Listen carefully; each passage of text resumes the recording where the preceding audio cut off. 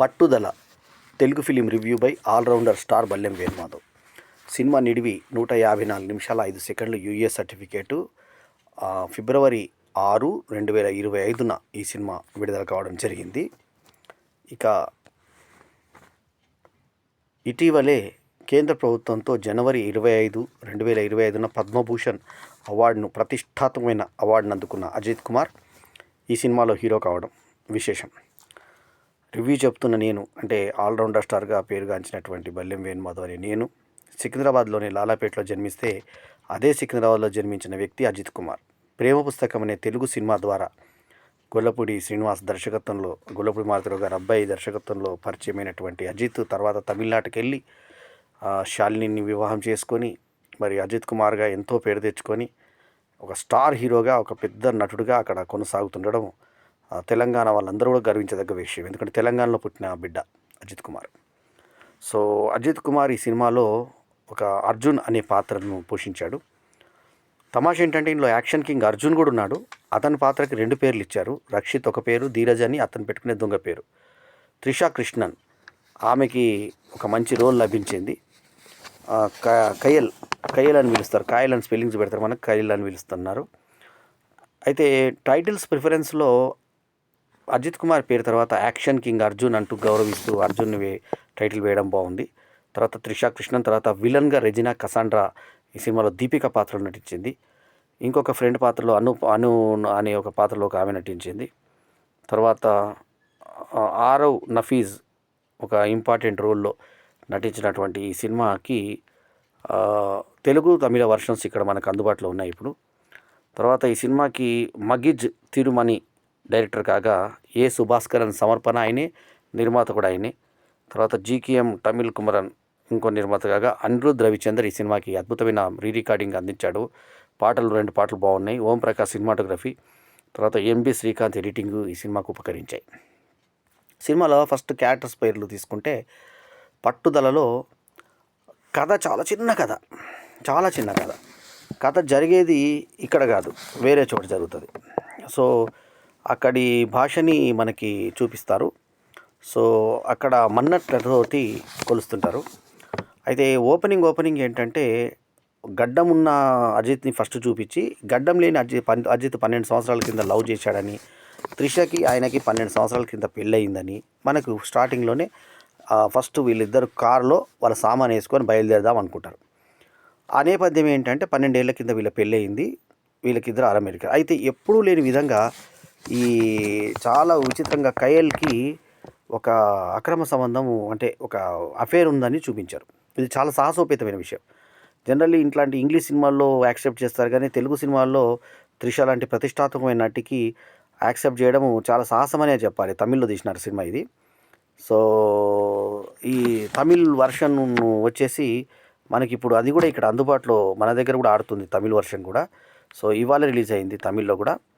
So అక్కడ పేరు వచ్చేసి మనకు విడాముయార్చి అని పెట్టారు తమిళ్లో. సో రన్ టైం కూడా సేమ్ టైము. తర్వాత మనకి అర్జునే చెప్పుకోవడము బాగుంది. అజిత్కు ఇచ్చినటువంటి గొంతు బాగుంది. సో ఇందులో కథగా చెప్పుకుంటే ఏంటంటే, వాళ్ళిద్దరు ప్రేమలో పడ్డారు. ఫస్ట్ స్టార్టింగ్లో ఇద్దరు ఒక దగ్గరకు వచ్చారు. ఫస్ట్ ఒక ఎక్స్కర్షన్ దగ్గరకు వచ్చారు. వీళ్ళ టీంతో వీళ్ళు, ఆమె టీంతో ఆమె వస్తే ఇద్దరు ఒకరికొకరు నచ్చారు, ప్రేమించుకున్నారు, పెళ్లి చేసుకున్నారు. తర్వాత ఈమె జీవితానికి ఇంకొక అఫేర్, ఒక వ్యక్తి ప్రకాష్, ఆ వ్యక్తిని చూపించారు. అదో నావెల్టీ. ఆ పేరు కూడా లాస్ట్ సెకండ్ హాఫ్లోనే మనకు పేరు కనబడుతుంది. ఆ ప్రకాష్ అనే వ్యక్తి ఎవరితో సంబంధం పెట్టుకుంది, ఎందుకు సంబంధం పెట్టుకుంది అని మనకి ఏం చూపించారు. అక్కడికి అడుగుతారు, నీ భర్త ఇంత మంచివాడు కదా, ఎందుకు సంబంధం అంటే మస్తు ఎక్కువయ్యా గుద్దవలసి అనేది మనకు చూపించారు సినిమాలో. సో మొత్తానికి ఏంటంటే, ఆమె ఒక రిలేషన్ పెట్టుకొని భర్తను వద్దనుకుంటుంది. అప్పుడు ఇతను ఏమంటాడంటే, మా పుట్టింటికి వెళ్ళిపోతాను, డైవర్స్ అప్లై చేశాను నేను అని. ఆమెనే తప్పు చేసి ఆమెనే డైవర్స్ అప్లై చేశాను అంటుంది. అయినా సరే శాంతంగా అజిత్ కుమార్ అంటాడు, సరే నేను తీసుకెళ్ళి మీ పుట్టింట్లో దింపేస్తాను, 9 గంటల ప్రయాణం కదా మీ పుట్టింట్లని, విదేశాలు ఉంటారు వీళ్ళు.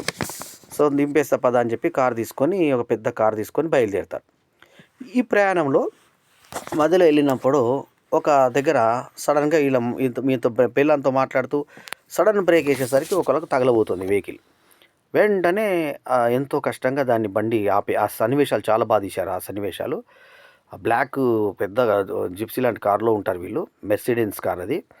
ఇట్లా జుమ్మన తిరుగుతుంది కారు తిరిగిన తర్వాత వాళ్ళ అవతలోళ్ళు వీళ్ళని ఇట్లా పెట్టి వేలు పెట్టి చూపించడము, మధ్యలో వేలు పెట్టి చూపించడము, మిడిల్ ఫింగరు అంటే గుద్దలో వేలు పెట్టుకో అన్నట్టుగా. ఆ తర్వాత కోపం వచ్చేటట్టు, రోషం వచ్చేటట్టు తిట్టడము ఇలాంటివన్నీ చేస్తారు వాళ్ళు. అయినా ఓపికగా శాంతంగా ఊరుకుంటాడు అజిత్. వాళ్ళు వెళ్ళిపోయిన తర్వాత మళ్ళీ ఒక దగ్గరికి వెళ్ళిన తర్వాత అక్కడ అర్జును, రెజినా కసండ్రా కనబడతారు. మీకు తెలుగు వాళ్ళని మాట్లాడుకుంటారు. మాట్లాడుకున్న తర్వాత కాసేపు అయిన తర్వాత ఏమవుతుంది, వీళ్ళ వెహికల్ పాడవుతుంది. అందులో ఎలక్ట్రికల్ ప్రాబ్లం వస్తుంది.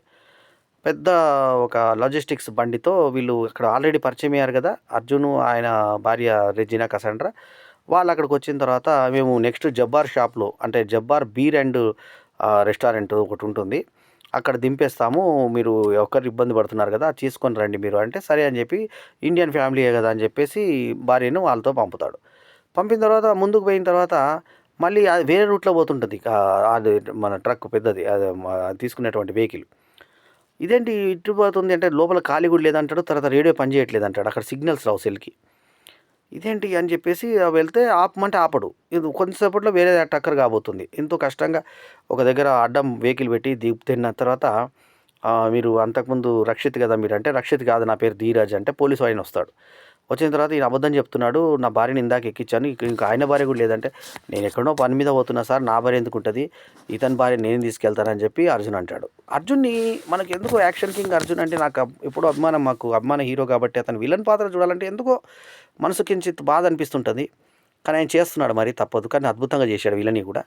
సో కాలర్ పట్టుకుంటాడు, కంప్లైంట్ ఇస్తాడు, పోలీస్ కంప్లైంట్ ఇస్తానంటాడు. ఈయనను పంపించేద్దాం మనము, నాకు లేట్ అవుతుంది సార్ నేను వెళ్ళాలని అర్జున్ అంటే, మరి నీ భార్య ఏది, నా భార్య ఏది అంటే, నీ భార్య ఏది, కాసేపు నా భార్య అంటావు, నీకు మైండ్ గిట్ట బాగుందా బాగాలేదా, అసలు సార్ నేను పోనీయండి సార్ ఇతను ఏందో అని అంటే మొత్తానికి పోలీస్ కంప్లైంట్ ఇస్తే అక్కడ పోలీస్ కంప్లైంట్లో కూడా పని ఏం జరగదు. జరిగిన తర్వాత ఒక తెలుగువాడు ఒకడు మాట్లాడుతుంటే, తెలుగులో మాట్లాడితే అతని దగ్గరికి వెళ్తే నన్ను అందరు పిచ్చివాడు అంటారు, నేను పలానా దగ్గర పోవడం చూశాను, అక్కడ పలానా దగ్గర రోడ్ నెంబర్ 7 ఏదో చెప్పి అడ్రస్ ఇచ్చి పంపిస్తే అక్కడికి వెళ్ళిన తర్వాత తీరా వాడు కూడా విలన్ గ్యాంగ్లోనే ఉన్నాడు. మోసం చేసి అక్కడ సిగరెట్లను బట్టి ఇతను ముందుకెళ్తే ఇతను కొట్టేసి అర్జును ఇతను కింద పడేసి, ఎవరు చేశారో తెలుసా ఇదంతా, మీ భార్యనే చేయించింది, నువ్వు విడాకులు తీసుకుందా అనుకుంది కదా, ఆమెకు రిలేషన్ ఉన్న వ్యక్తి పేరు ప్రకాష్, వాడే డబ్బులు ఇచ్చాడు, మాకు కొన్ని డబ్బులు ఇస్తే చంపుదాం అనుకున్నారు, ఇప్పుడు నన్ను చంపమని చెప్పారు, నా దగ్గర ఇప్పుడు 4 ఆప్షన్స్ ఉన్నాయి. 1, ఆమె తీసుకున్న డబ్బుకు నిన్ను చంపడం. 2, నువ్వు ఒకళ్ళ డబల్ డబ్బు ఇస్తే నిన్ను వదిలిపెట్టడం. 3, ఆమెకి ఇచ్చిన డబ్బులకు నిన్ను చంపి ఊరుకోవడం, లేదా ఇద్దరిని చంపేయడం అని చెప్పేసి ఒక 4 ఆప్షన్స్ చెప్తే 2 ఆప్షన్స్ ఎంచుకో, ఒకటి నువ్వు ఆమెను చంపి నువ్వన్న బతుకు అన్న టైప్లో ఏదో మొత్తానికి చెప్తారు కన్ఫ్యూజ్గా. సో అతనికి అర్థమవుతుంది. అర్థమైన తర్వాత ఇంకేంటి, మెక్సికన్ కాటన్ మెథడ్ అనే ఒక మెథడ్లో వీళ్ళు ఏం చేస్తారంటే శరీరాలను కాల్చేసి పడేస్తుంటారు. యాక్చువల్ అది జరుగుతుంది, లాస్ట్లో చూపిస్తారు అది. అట్లా ఎంతోమంది మిస్ అయిపోతారు అక్కడ. సో ఆ తర్వాత వీళ్ళు ఇంకా రక్షిత్ ఒమర్ అనే ఒక వ్యక్తిని చూపిస్తాడు. అతను ఫోన్ తీసుకో అంటే అతని దగ్గరికి వెళ్తే అతను షాడిస్టిక్గా పెళ్ళాంతోటిను తర్వాత కొడుకుతోటి బిహేవ్ చేస్తే వాళ్ళే ఆయుధాలు ఇచ్చి అజిత్కి హెల్ప్ చేస్తారు. అతనికి ఒక ముసలి తల్లి ఉంటుంది. చాతగాని తల్లి గన్నుతోటి పేలిస్తే ఆమెకి సరిగ్గా సూటి తగలక కొడుకుకే తగులుతుంది. రెండవది బుల్లెట్ వెనుకకు తిరిగి ఎక్కడో డాల్కు తగిలేసి వచ్చి ఆమెకి తగిలి చచ్చిపోతుంది, ఎత్తికి తగిలి. సో అట్లా అంతమైపోతే అక్కడ మొత్తము ఆ అడ్రస్ తీసుకుంటే మొత్తానికి తన భార్య ఎక్కడో కనుక్కోవడానికి అంతే 16 లక్షల మన్నెట్లు తీసుకురామంటారు. అంటే 8 కోట్లకు సమానం అతని లైఫ్ ఎర్నింగ్స్. అతను 8 సంవత్సరాలు వైస్ ప్రెసిడెంట్కి ఉన్నాడు, నీ ఎర్నింగ్స్ ఇంత ఉన్నాయంటే అతను 50,000 మాత్రమే అందులో పెట్టుకొని మిగతా అన్ని డ్రా చేసుకొని తీసుకురామంటే అట్లాగే చెప్పినట్టు చేస్తాడు. అంటే ఆ బ్యాంక్ పేరు వచ్చి HIDI కమర్షియల్ బ్యాంక్ అని ఉంటుంది. సో అట్లని పోలీసులకు చెప్పావో మీకు అంత చూస్తాం అది చేస్తామని భయపెడితే అన్న ప్రకారం తీసుకొచ్చినా కూడా మాట తప్పి వీళ్ళు పారిపోతారు. టెలిఫోన్ దగ్గర స్పెల్లింగు TELEPHONE అనేది మన ఫోన్ నెంబర్ అయితే అక్కడ టెలిఫోన్ TELIFONE అని ఉంటుంది. అట్లాగే పోలీసు కూడా POLIS అని ఉంటుంది, పోలీసు CE ఉండదు మనలాగా. సో ఇట్లా మొత్తానికి టెలిఫోన్ స్పెల్లింగు, ఆ పోలీస్ స్పెల్లింగు అవన్నీ కూడా డిఫరెంట్గా ఉంటాయి. ఇతను మీ భార్య ఇట్లా చేయించిందంటే నమ్ముతారా మీరు, నీకు ఇంకా భార్య మీద ప్రేమ ఉందంటే నో అంటాడు, తర్వాత ఎస్ అంటాడు, తర్వాత నో అంటాడు, రకరకాలుగా ఉంటుంది ఇట్లా పరిస్థితి. సో మొత్తానికి ఆ ప్రకాష్ అనే వ్యక్తిని మనకు చూపించకుండా మేనేజ్ చేయడము బాగుంది.